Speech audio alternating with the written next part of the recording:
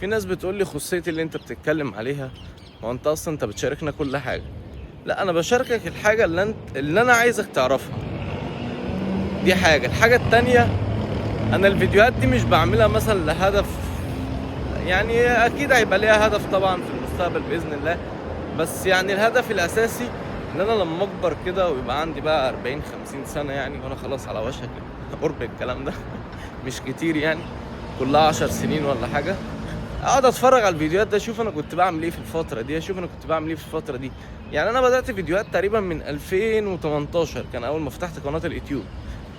يعني انا ما تتخيلش ببقى سعيد قد ايه لما بقعد كده مثلا اتفرج على فيديو كامل ليا واسترجع الذكريات، وانا واصحابي لما كنا بنسافر ولما كنا بنعمل فيديوهات نعمل تحديات ونهزر ونضحك. الموضوع ممتع فوق ما تتخيل يعني. انت بتشوف نفسك كده وانت صغير كنت عامل ازاي.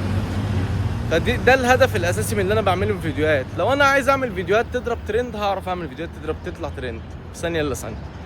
ولو عايز اعمل فيديوهات فيها مونتاج ومش عارف ايه، انا اصلا يعني كنت بروفيشنال فيديو اديتور يعني عشان تبقوا فاهمين، فاعمل احسن فيديو واعمل احسن ايديت، والحمد لله معايا الامكانيات اللي انا اقدر اعمل كده. فالحاجات اللي انا بشاركها دي الحاجات اللي انا عايزك تعرفها. انا ما بفتحلكش لايف مثلا وانا نايم بشخر، وانا نايم مش عارف ايه يعني. لا يعني انا بشارككم بس الحاجات اللي هي لو ممكن حد مثلا جه من بره من صحابي هيشوف اللي انتوا بتشوفوه، انما اكتر من كده لا. ما يعني انا بقول لك او بوضح لك اللي انا عايزك تعرفه. صباحكم زي الفل.